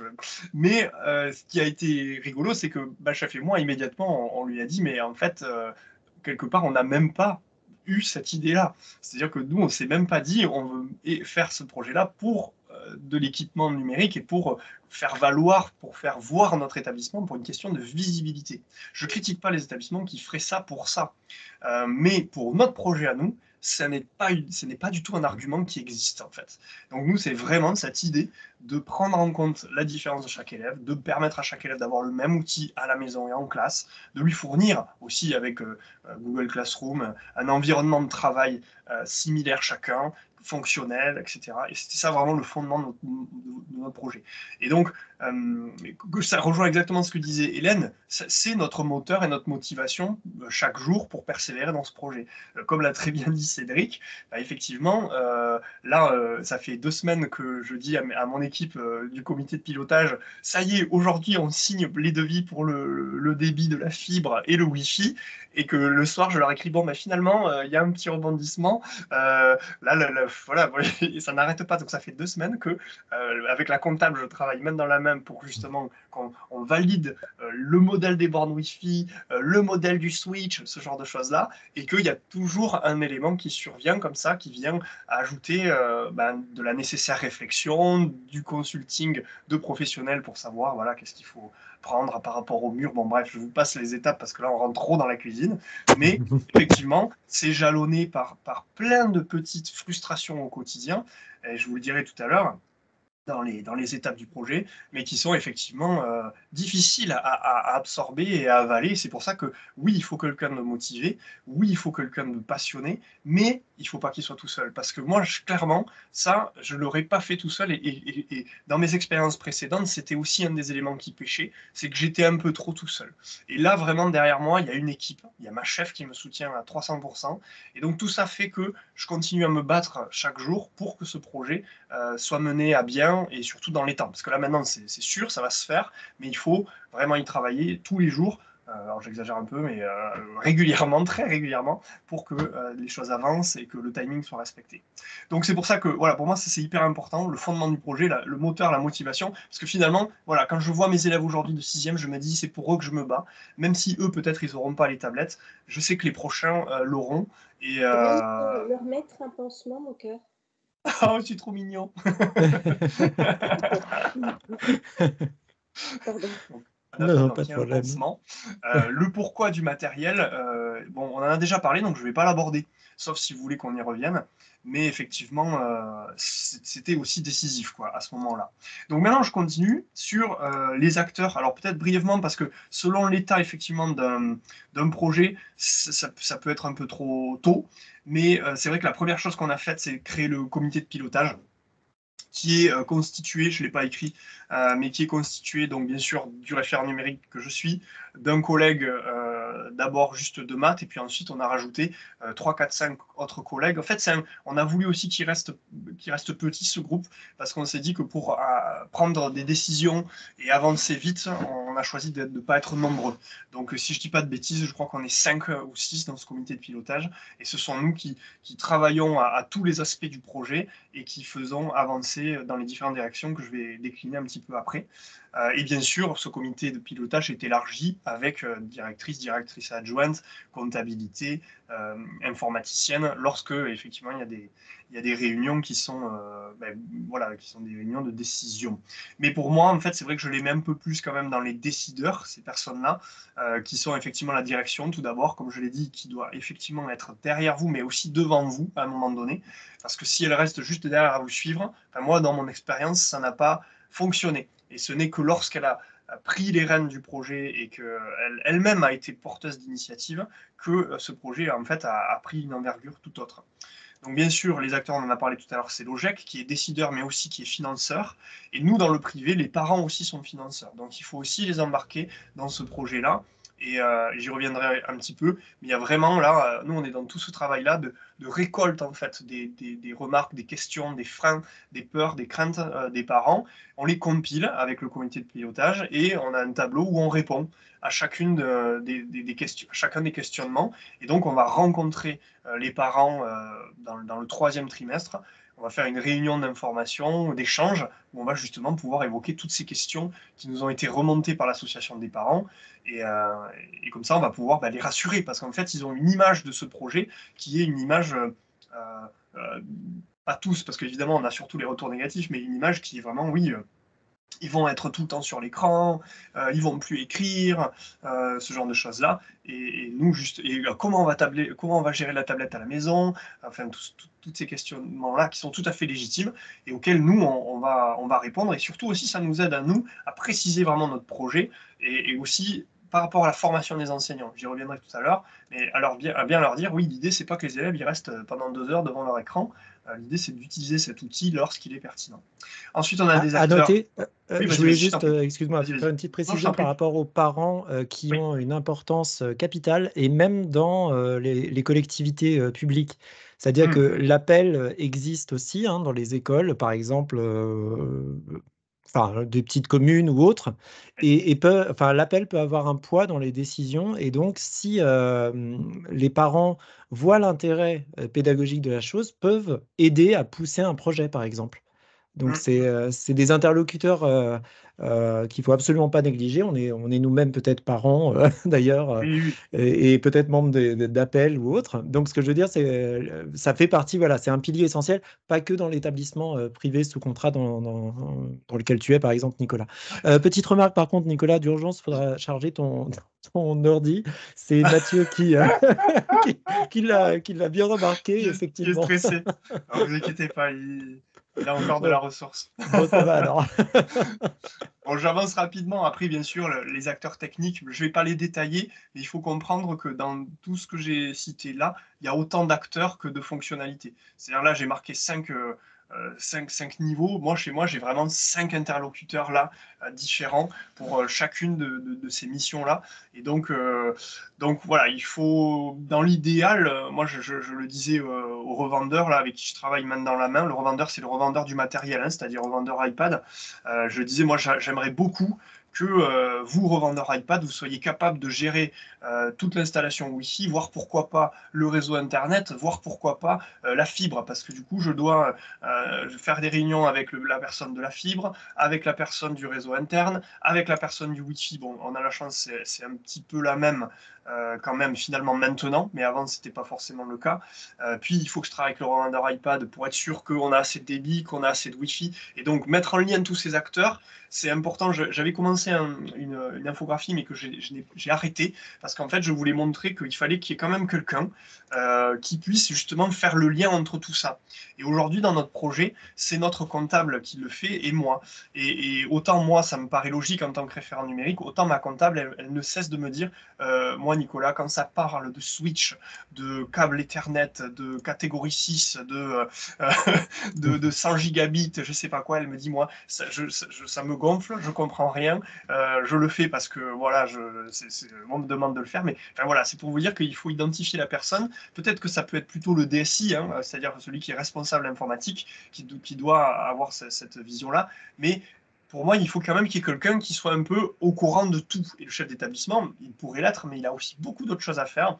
Et donc, c'est important, en tout cas, moi, je pense que le référent numérique, c'est lui qui doit faire le lien pour tout ça. Et donc, ma carte, en fait, je faisais des liens, et puis au final, je me suis rendu compte que la personne qui était au milieu de tout ça, ben, c'est moi. Et c'est moi qui, en fait, travaille avec le comité, avec les décideurs, avec les financeurs, avec la technique et avec le pédagogique. Et en fait, il faut trouver, effectivement, on en a parlé tout à l'heure, cette ou ces personnes-là pour pouvoir assumer ce projet-là. Donc, j'enchaîne après, ben, évidemment, sur la partie péda. Alors, je voulais juste préciser par rapport à ce que tu disais, c'est effectivement très important d'avoir une ou plusieurs personnes, en tout cas, qui soient bien identifiées dans l'établissement, donc en interne, pour pouvoir, comme tu disais, faire le lien et jouer ce rôle de chef de projet. Effectivement, il n'y a pas de nécessité d'avoir une connaissance pointue dans tous les domaines, mais l'idée est d'être capable de comprendre les grandes lignes pour pouvoir coordonner les choses et faire en sorte que le projet avance, en fait, savoir relancer comme il faut. Et du côté revendeur aussi, du coup, je peux peut-être aussi en parler. Un revendeur, quel qu'il soit, va vous assigner, lorsque vous faites un équipement numérique, va vous assigner un chef de projet. C'est-à-dire quelqu'un qui va être votre interlocuteur et qui, lui, de son côté, va coordonner tous les acteurs chez le revendeur ou chez les prestataires externes dont parlait Nicolas. Par exemple, effectivement, toute l'infrastructure, là, c'est une grosse partie. Eh ben, le revendeur peut être capable, si on se met d'accord comme ça, le revendeur peut être le chef de projet de tous ces domaines-là et donc décharger l'établissement de tout ça. Et il peut être aussi le chef de projet donc technique, il peut être le chef de projet aussi pédagogique, et c'est ce dont, j'imagine, va parler Nicolas maintenant. Oui, je vais en parler là, mais oui. Donc, bon, juste rapidement, le pédagogique. Pour moi, je mets les élèves, les cadres éducatifs, l'équipe, voilà, et l'appel. Donc, l'appel, c'est l'association des parents. Quelque part, j'ai mis appel, mais on va écrire parents, ce sera plus clair. Donc, voilà, équipe pilote, juste, j'en ai pas trop parlé, mais c'est l'équipe qui va démarrer, en fait, l'année prochaine avec les sixièmes. Donc, c'est une équipe bien identifiée, qui est motivée pour démarrer ce projet, pour être un peu les essuyères de plâtre, même si en vrai, tout va bien se passer, il n'y aura pas de problème. Et ensuite, il y a le reste de l'équipe, mais on a choisi vraiment des gens qui étaient vraiment partenaires du projet. Donc, c'est pas le comité de pilotage, c'est une équipe un peu plus élargie, évidemment. Et donc, c'est là que, comme on arrive un peu à la fin, je voulais vraiment arriver ici. Alors, on verra pas tout, mais là, ce que je vais vous montrer, c'est ce que tu viens de dire, en fait. Tu vois ici, Cédric, j'ai mis être accompagné, voilà, par des partenaires qui ont l'expérience de ces projets. C'est-à-dire qu'effectivement, moi, la chance que j'ai eue, c'est que effectivement, le partenaire m'a proposé effectivement quelqu'un qui a pu m'aider en fait à monter ce projet et qui m'a donné les jalons, qui m'a dit bah voilà, moi par expérience, il y avait cette personne qui avait monté son projet elle aussi dans son établissement avant de devenir justement, comme tu l'as dit, partenaire, enfin pour bosser pour le partenaire. Et donc elle a pu voilà me cadrer et me dire voilà d'abord en priorité il faut que tu fasses ça et puis ensuite ça et puis après moi j'ai pris aussi en main les choses et j'ai commencé à mener mon projet. Mais c'est vrai qu'elle m'a mis sur les rails et encore aujourd'hui elle est d'un conseil vraiment formidable et nécessaire. C'est-à-dire que sans avoir ce coaching là, mon projet n'aurait pas bien démarré et n'aurait pas été justement jusqu'au bout. Donc effectivement c'est ça, puis je l'ai rajouté ici par des collègues qui ont monté tel projet. Moi, j'ai appelé plein de collègues partout en France que je connais, qui sont dans des projets de cette envergure-là, et donc qui m'ont conseillé, qui m'ont donné leur expérience, qui m'ont donné leur retour. Et puis, c'était dans cette dynamique, ce que je dis toujours, pour ne pas réinventer la roue. C'est-à-dire qu'il y en a qui l'ont fait avant nous, ça ne sert à rien de tout réinventer. Il faut juste s'inspirer de ce qui existe déjà pour faire sa propre sauce et constituer son projet. Après, il faut être patient. Et ça, c'est très difficile parce que moi, je suis TDAH avec impulsivité. Donc, j'ai énormément de mal quand ça n'avance pas vite, quand les choses. Mais c'est la vie, je ne peux pas le faire autrement. Donc, ça, c'est hyper important. Et je voulais vous montrer quelque chose au niveau du planning. J'ai demandé l'autorisation à Apple et ils m'ont dit oui. Ils ont créé un outil qui s'appelle Planning Essential. Et en fait, ça se présente comme ça au départ.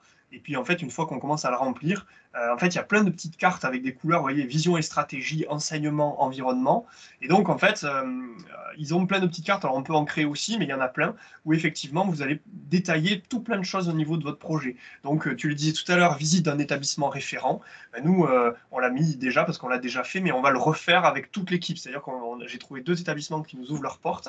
Et en fait, toute mon équipe pédagogique sera invitée sur 2 dates à aller visiter un des 2 établissements, justement, pour voir comment ça se passe en classe. Et donc il y a plein de choses. Là, je passe très vite, mais tu parlais du MDM. Voilà, qu'est-ce qu'on choisit comme MDM, comme gestion des tablettes, etc. Il y a plein d'idées auxquelles forcément moi j'ai pas toujours pensé. Et donc c'était très précieux d'avoir ça parce qu'il y avait une sorte de presque d'exhaustivité dans les propositions qui sont dans ce document-là, qui permettait d'avoir une vue tout à fait globale avec l'idée d'un planning. Vous voyez ici, alors j'ai pas encore mis les dates, je pense que c'est pas la dernière version ça, mais ici on a jalonné au niveau des dates, où on part vraiment du début du projet jusqu'à ici, la sélection du contenu applicatif avec le déploiement des iPad élèves. Donc ça, ce sera vraiment le 2 septembre, quoi, le 1er septembre. Et la sélection du contenu applicatif, on va la finaliser. Nous, fin août, on y travaille déjà, mais on l'arrêtera fin août pour qu'elle puisse être déployée sur les iPads au moment où ils nous seront livrés. Voilà, donc je ne vais pas y passer plus de temps parce qu'en fait, c'est à chacun de se saisir de cet outil-là, mais c'est aussi ce que les revendeurs peuvent nous fournir, cet outil-là. Voilà, donc moi je m'arrête là, je pourrais dire encore plein de choses, mais je te laisse la parole, Cédric, et surtout à vous qui êtes là si vous avez des questions. Ouais, merci beaucoup Nico. Là, je pense que tu as fait le tour de ton expérience projet. Effectivement, si vous avez des questions, je pense que vous en avez certainement peut-être, ou des remarques par rapport à ce qu'a dit Nicolas. Vous avez peut-être, vous, votre ressenti aussi. C'est vrai que tout ce qui a été dit là, c'est typique de l'élaboration d'un projet de manière assez classique. depuis la réflexion de départ, la vision, les besoins en fait d'un établissement, les besoins qui se sont fait ressentir au niveau pédagogique, au niveau culture de l'établissement aussi. Ce qu'on appelle le fameux, alors dans l'enseignement privé par exemple, on appelle ça le projet d'établissement. Et C'est ça. effectivement, il faut que ce soit quelque chose qui soit en phase avec le projet d'établissement. Et l'accompagnement est vraiment important. Je pense que Nicolas, tu as vraiment insisté et à juste titre là-dessus. Euh, c'est très, ça peut être déroutant de se lancer dans un projet de déploiement numérique sans connaître justement tous les tenants et aboutissants. On entend des choses, ensuite il y a des choses qui sont vraies, des choses qui sont moins vraies, des choses qui sont applicables dans certaines situations et d'autres un peu moins. Donc, euh, il faut vraiment garder en tête qu'il y a des possibilités d'être accompagné et commencer, si vous avez déjà une idée, si vous avez déjà euh, un projet qui mûrit dans votre établissement, et j'insiste que ce soit un établissement privé ou public, vous pouvez déjà commencer à semer les fameuses graines dont parlait Mm. Nicolas. Euh, Essayez d'échanger avec vos collègues, essayez d'échanger avec votre chef d'établissement. Euh, Parlez-en en montrant il existe une quantité phénoménale de ressources justement qui peuvent inspirer aussi. Alors évidemment, nos webinaires réguliers le sont, j'espère, Mm. mais il en existe plein d'autres. Là, par exemple, c'est vrai que Nicolas parlait d'iPad et parce que ça a été le choix technologique qui a été fait. Donc évidemment, Apple fournit tout un tas de ressources euh, très très pertinentes sur le mode de déploiement, le projet d'établissement. Et les fameuses cartes qu'il a montrées à la fin, là, ce qui s'appelle le Planning Essential, font partie de ces nombreuses ressources qui sont mises à disposition. Et ça, un chef de projet dont on parlait tout à l'heure chez un revendeur, justement, peut vous aider justement et vous accompagner alors déjà en amont du projet, mais aussi en aval, c'est-à-dire pour vous suivre, pour orienter. Et je vois Hélène qui intervient et ça fait la transition vers ce que je voulais faire, qui se charge de former les élèves sur le bon usage de l'iPad et les différentes applis, les profs principaux, le comité de pilotage. Et bien justement, en fait.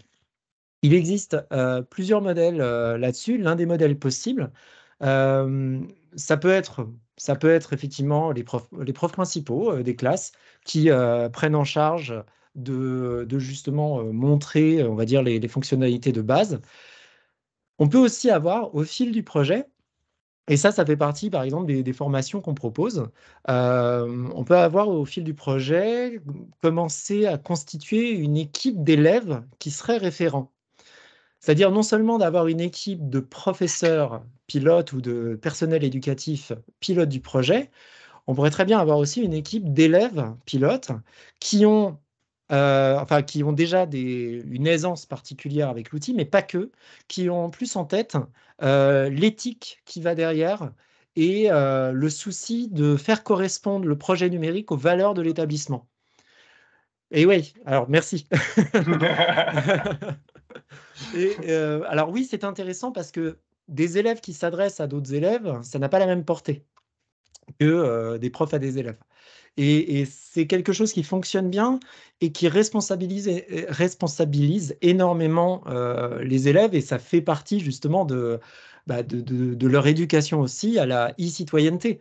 Il faut qu'ils aient justement ces réflexes de responsabilisation numérique, même dans leur vie future, qu'elle soit personnelle ou professionnelle. Et donc, c'est vrai que ça fait partie voilà, des petites briques, de choses qu'on peut comme ça vous conseiller au fil de votre projet. Quand on se rencontre, on est très à l'écoute. En général, un revendeur, mais j'aime pas le mot revendeur parce que revendeur, on ne fait que Moi, je vais revendre. Et pour partenaire. moi, voilà, je préfère le mot partenaire parce que certes, on va vendre du matériel, mais c'est pas là-dessus que c'est intéressant en fait. Et je parle pas d'argent, je parle vraiment de projet. C'est-à-dire que un revendeur va avoir cette faculté de partenaire pour vous aider dans le projet. C'est vraiment un soutien dans le projet. Je le vois vraiment comme ça. Et bah, tu vois, avec des petits conseils, donc Hélène, tu as trouvé effectivement le petit conseil là intéressant pour les élèves. Bah oui, ça fait partie des petites choses qu'on peut vous fournir comme conseil au vu de ce que vous nous dites de l'établissement. Et ce qui est important aussi, c'est la formation des enseignants eux-mêmes. Et dans tous les cas, les formations faites auprès des enseignants sont faites par des enseignants formateurs. J'insiste là-dessus. Ce ne sont pas des techniciens, ce ne sont pas des commerciaux, ce sont des enseignants. Nicolas, tout comme moi aussi, on est des enseignants à la base. On est des enseignants et on va former d'autres enseignants. Parce qu'on a cette vision, on sait ce que c'est que le terrain, c'est-à-dire on sait ce que c'est qu'aller en classe, on sait ce que c'est qu'avoir des élèves, on sait ce dont on est capable en tant qu'enseignant, ce dont les élèves sont capables aussi. Comme on vous le disait, un projet numérique, c'est pas un long fleuve tranquille. Bah oui, il va falloir réajuster et c'est la vie d'un projet et c'est ça qui est super aussi. C'est passionnant, c'est déroutant. Moi, je me suis retrouvé dans d'anciens projets, hein. C'était maintenant, ça fait presque 10 ans puisque j'étais dans mon ancien établissement et j'avais monté un projet numérique comme ça. Euh, Quelques anecdotes, par exemple, hein, j'ai eu des parents extrêmement vindicatifs au début, qui ne supportaient pas l'idée d'un projet, et encore moins, alors là, il se trouve que c'était de l'iPad aussi, hein, et encore moins, alors parce que on avait quelqu'un qui travaillait apparemment dans le milieu de l'informatique, un parent d'élève, et il ne voulait pas entendre parler de ça. Donc, bah, il a été très limite, hein. J'ai eu des échanges très limites. Enfin, lui a été très limite, mais bon. Il y a des gens comme ça qu'on rencontre dans le projet. Il y a des situations qu'on rencontre dans un projet. C'est des situations qu'il va falloir absorber, il va falloir positiver. Comme disait Nico, il faut être patient parfois. C'est pas facile, hein. Non, Il faut être patient et parfois très diplomate. C'est ça. parce qu'il y a des avis, il y a des idées reçues. Il y a des idées reçues sur l'usage numérique. Pourquoi? Parce que, et c'est bien normal, professeurs, collègues, euh, parents ont l'expérience d'avoir connu le numérique dans tout son côté divertissant, mais pas forcément son côté pédagogique. Est-ce que nous avons été, du haut de nos grands âges, surtout du mien, euh, est-ce que nous avons été éduqués avec des outils numériques quand on était élève? Tiens, je pose la question ouvertement. Avez-vous été éduqué à l'école, au collège, au lycée? Avez-vous été éduqué à utiliser, ou en tout cas, avez-vous pratiqué l'outil numérique? Non, donc Emmanuel me dit non, effectivement. Hélène est en train de répondre, je crois, peut-être d'autres aussi. Peut-être que oui, hein, peut-être que vous avez eu l'expérience. Trop vieille, mais non, Hélène. Absolument pas pour Sabine. Nous-mêmes, on n'a jamais connu ça.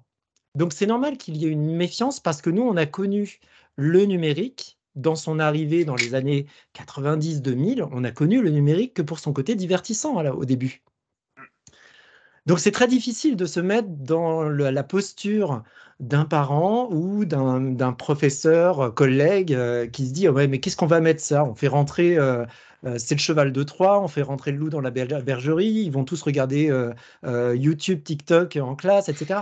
C'est des réactions normales parce que pour nous, enfin, si on n'a pas eu d'autres visions de ça, on ne peut pas se rendre compte de la pertinence de la chose et on ne peut pas se rendre compte de tous les usages qu'on peut faire avec. Et pour autant, dans le milieu professionnel et même hors de l'éducation, on utilise tous les jours l'outil numérique. Il n'y a pas une entreprise qui ne fait pas une réunion en visio par jour. Il n'y a pas une entreprise qui n'utilise pas régulièrement des espaces de travail partagés, des espaces cloud partagés, etc. Donc pourquoi est-ce qu'on ne travaillerait pas de la même façon à l'école, en fait? De façon à aller à anticiper les nouveautés qui arriveront, parce qu'il y aura encore des nouveautés. Et effectivement, il y a 2 semaines, on était avec Yann Houry pour parler de l'intelligence artificielle, par exemple. Il y en a des nouveautés, il y en a en permanence. Tout ça, ça fait partie de toute la vision et la vision long terme qu'on peut avoir d'un projet numérique. Et c'est vraiment essentiel d'y réfléchir ensemble. Et l'expérience que nous a montré Nicolas aujourd'hui, là, que nous a présenté Nicolas, c'est une expérience hyper intéressante parce qu'elle est très riche, je trouve, riche de rebondissements, comme tu disais. Et elle, voilà, je la trouve assez symbolique de tout ce qui peut se passer, en fait, dans un projet. C'est assez symbolique. Alors, c'est un projet, certes, dans un contexte donné, mais dans un autre contexte, on peut avoir des situations similaires ou ajustables, en fait, et des solutions qui seraient juste légèrement différentes de ce que toi, tu as proposé. Et pareil aussi, hein, donc là, toi, tu as présenté, et je reviens sur l'histoire de matériel, puisque ça ne doit pas être un choix d'équipement ne doit pas être centré sur un constructeur, sur une solution, ça doit être centré sur un besoin. Si une solution d'un constructeur répond aux besoins, choisissez-le. Et voilà, il ne faut pas se mettre martel en tête. Il y a des solutions d'excellente qualité qui, en plus, respectent, parce que c'est une dimension importante, respectent la souveraineté des données et le règlement général de protection des données européen, donc le RGPD. Et pour cela, on a des solutions efficaces qui existent. Il y a des solutions également, et je parle surtout dans l'enseignement public, il y a des solutions qui sont en train d'être développées ou qui commencent à sortir au niveau de l'éducation nationale, justement pour trouver une alternative on va dire, GAFAM un peu diabolisé parfois, hein. Enfin, parce qu'il y a, voilà, je pense qu'il y a une diabolisation qu'il ne faut pas non plus trop développer à ce sujet-là. Et tous les GAFAM, justement, ne sont pas pareils. On ne peut pas même mettre sur le même pied Amazon, Google et Apple. Ce n'est pas la même chose. C'est clairement pas la même chose. C'est un autre débat, mais voilà, il faut peut-être l'avoir en tête aussi dans le choix de la technologie qu'on va prendre derrière.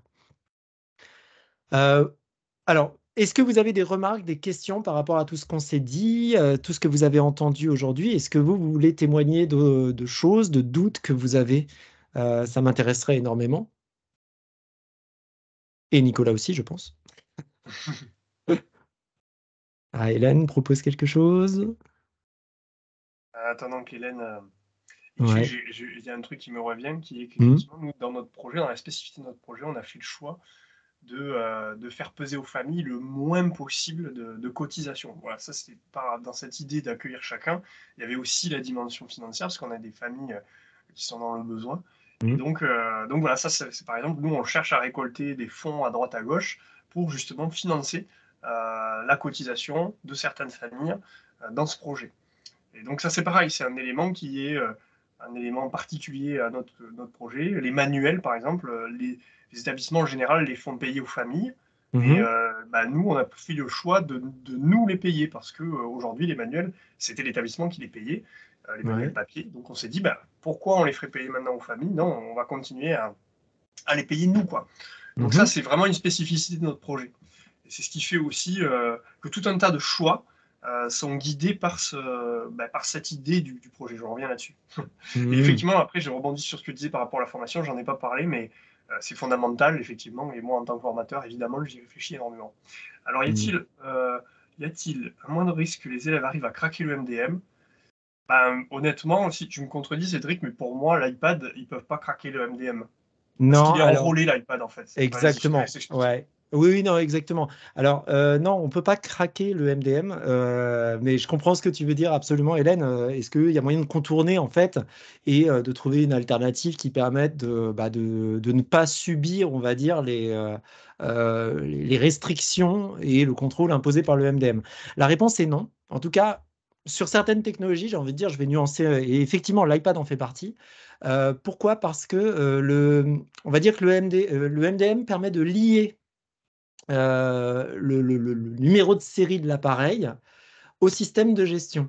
Ce qui fait que même si on essaie de trouver des contournements, des choses comme ça, en fait, l'iPad devient inutilisable complètement. C'est-à-dire, c'est comme si vous faisiez voler, vous connaissez peut-être si vous avez déjà un iPhone ou un iPad, vous savez que ça ne sert à rien de voler un iPhone ou un iPad s'il est lié à l'Apple ID parce qu'on ne peut rien en faire en fait. Tant qu'on n'a pas le mot de passe de l'Apple ID, vous ne pouvez pas le délocaliser, vous ne pouvez pas enlever ce qui s'appelle le verrouillage d'activation.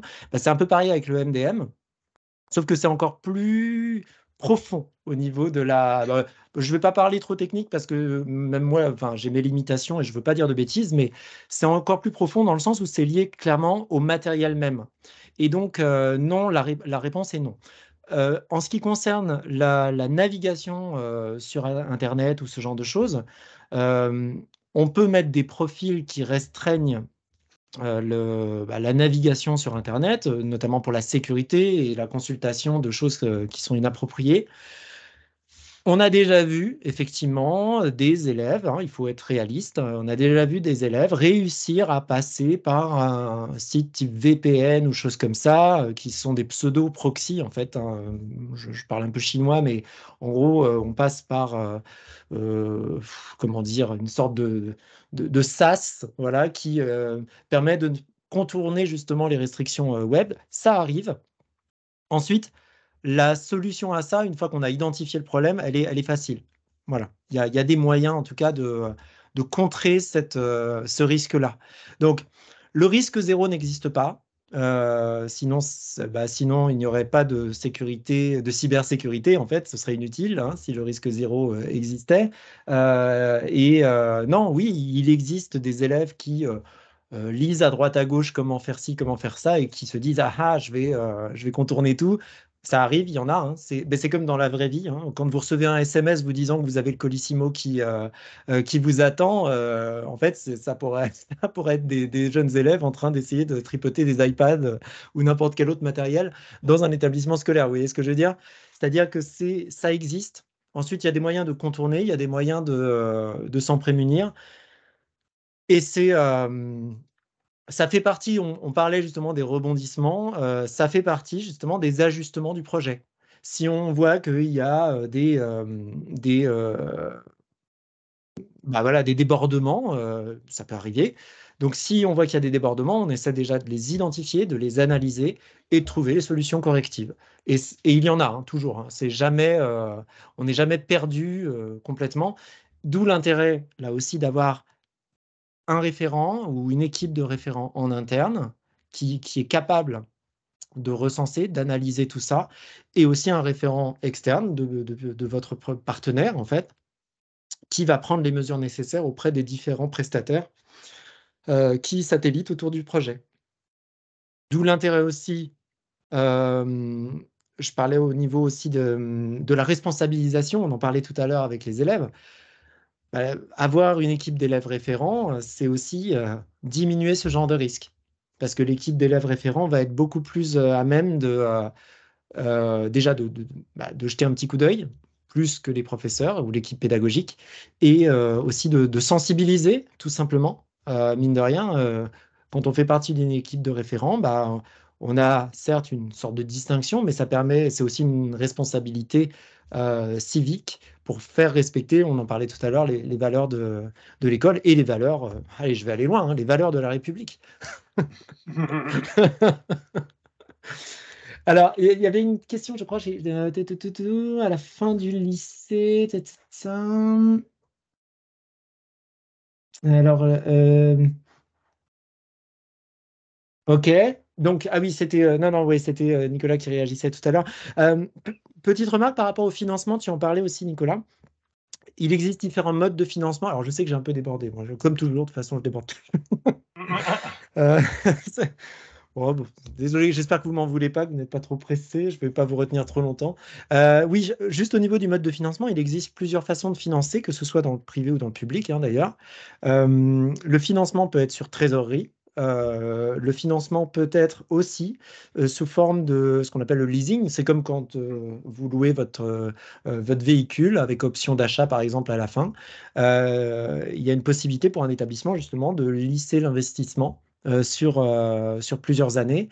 Et plus effectivement, et tu en as parlé Nicolas, dans le cadre des établissements privés, on peut faire participer les familles parce que ça fait partie, voilà, c'est une dépense qui fait partie d'un projet d'établissement, avec des iPads qui, par exemple, je rappelle, hein, on n'est pas que sur iPad, mais là, comme Nicolas ciblait l'iPad, donc avec du matériel qui peut être, par exemple, exploité sur toutes les années, on va dire, de la sixième, mettons la sixième jusqu'à la troisième, si c'est au collège, et à la fin de la 3e, avec une possibilité de garder le matériel.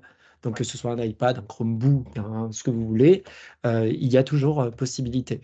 Et donc, voilà, le financement, c'est une dimension à prendre dans la décision d'un projet numérique, parce que ce qu'on va investir, et je dis bien investir, pour moi, c'est pas de la dépense, c'est de l'investissement, et je pense que Nicolas, tu es d'accord avec moi là-dessus. Oui, oui, oui, complètement. Surtout que c'est de Donc, l'investissement à long terme, ouais, vraiment. ouais, Notamment c'est pour ça. l'infrastructure. Exactement. Ça représente effectivement un montant qui peut être conséquent, surtout pour l'infrastructure, si elle est un peu vieillissante, s'il y a des murs épais ou ce genre de choses, si c'est des vieux bâtiments surtout, le Wi-Fi ne passe jamais ou quasiment pas dans ce genre d'établissement. Si c'est un établissement plus récent ou avec des murs en papier, ça va, c'est plus simple. Donc tout ça, c'est à réfléchir aussi parce que ce qu'on va investir là, on doit le faire pour une bonne raison. C'est vraiment ça. Donc, on investit, effectivement, l'infrastructure est un gros point, mais c'est un point long terme. On choisit d'équiper. Donc, c'est pour ça qu'il ne faut pas se tromper, il faut discuter, il faut prendre son temps. Et vaut mieux, à la limite, vaut mieux prendre son temps, ne pas équiper tout de suite, mais faire les bons choix. Et vaut mieux freiner le projet. Par exemple, autre cas qui m'est arrivé, un établissement voulait absolument suivre un autre établissement de la région qui s'était équipé. Et, donc, ils l'ont fait, donc on va le faire aussi, parce que ça a l'air vachement bien. Alors, donc on a discuté un petit peu. Le problème, c'est que il n'y avait pas de fibre déjà dans cet endroit-là, donc pas de fibre. Une ou deux bornes Wi-Fi pour un établissement qui devait faire, je ne sais plus combien enfin bref, une surface énorme de 1000 élèves, quoi. Donc, bon, non, ça va pas. Donc, on va commencer par réfléchir au pourquoi on fait ce projet. Est-ce qu'on pourrait pas peut-être commencer déjà par installer bien l'infrastructure réseau Wi-Fi, tout ça? Et alors, l'établissement voulait absolument. Non, on a freiné. On a freiné. On a dit, vous pouvez le faire, mais nous, on ne peut pas vous conseiller de le faire. Donc, on ne le fera pas avec vous. Si vous voulez le faire, vous le faites, mais pas avec nous, en tout cas pas aujourd'hui. On peut le faire ensemble, mais dans ce cas-là, préparons déjà ça et on se fait notre rétro-planning. On installe le Wi-Fi, on fait venir le prestataire Internet pour qu'il installe une connexion plus haut débit. On se prépare. Pendant ce temps-là, pendant que la technique est en train de s'installer, on va se concerter avec l'équipe pédagogique, on va commencer à élaborer, voilà, et évaluer les besoins, on va discuter de tout ça, quoi. D'accord? Donc, mieux vaut freiner un projet au début pour qu'il se lance efficacement après. N'allez pas trop vite, soyez patient, comme disait Nicolas tout à l'heure. Soyez patient. Mais voilà, c'est pas du temps de perdu. C'est pas du temps de perdu parce que lancer un projet dans un contexte difficile, que ce soit au niveau de l'adhésion des collègues, que ce soit au niveau de l'infrastructure, que ce soit au niveau de l'adhésion même de toute la communauté, parents ou autres, si ça a mal été préparé, vous allez mettre encore plus de temps et d'énergie à essayer de rattraper ça. Donc, bien mûrir la préparation. Inspirez-vous de ce que vous a dit Nicolas aujourd'hui. Je pense que c'est voilà, une bonne expérience voilà, d'essai, on en parlait tout à l'heure, d'essai fructueux, infructueux, jusqu'au déclic et tous les éléments déclencheurs. L'établissement dont je vous parlais à l'instant là, nous a remerciés parce qu'on est resté quand même avec eux. Il nous a remerciés d'avoir insisté pour ne pas aller trop vite. Et oui. Bon, allez, j'arrête un peu parce qu'on a beaucoup parlé, je suis désolé. J'ai beaucoup parlé sur la fin. Est-ce que vous avez des questions? Non, c'est bon, tout va bien. Écoutez, j'espère que en tout cas tout ça vous aura servi. Merci, merci pour vos remarques et votre participation. C'est comme toujours un plaisir d'en discuter et on se retrouvera toujours comme dans le mercredi pour prendre un petit café comme ça. Là, on a parlé vraiment de projet numérique.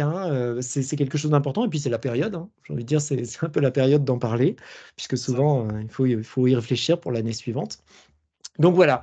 N'hésitez pas, évidemment, à penser à nous si vous connaissez quelqu'un ou vous-même êtes intéressé pour développer votre projet numérique. On est là pour vous aider, justement. Tous les petits conseils qu'on a pu échanger aujourd'hui, on se fera un plaisir d'en parler, aussi autour d'un café si vous voulez, hein, en se rencontrant dans votre établissement. On est là pour ça. Donc, c'est notre spécialité. Voilà. Donc, l'idée, c'est ça, c'est de penser bien. On discutera avec tous les acteurs concernés, votre chef d'établissement, votre référent numérique, ou si vous-même êtes chef d'établissement, vous pourrez réunir votre équipe pédagogique, équipe technique. On vérifie tout ça, on vérifie le contexte. Si les voyants sont au vert, on poursuit l'accompagnement, les formations, les suivis du projet. Bref, on ne vous laisse pas seul. C'est le principe. C'est comme ça qu'on fonctionne. Donc, si l'aventure vous tente, vous n'hésitez pas à nous contacter.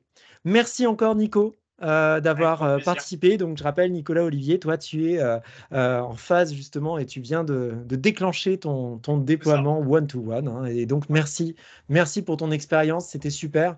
Au plaisir de te retrouver prochainement. Et merci à toutes et à tous. On se retrouve dans 2 semaines. Hein. Ouais, on va parler d'une application qui est sympa, justement, qui s'appelle Freeform.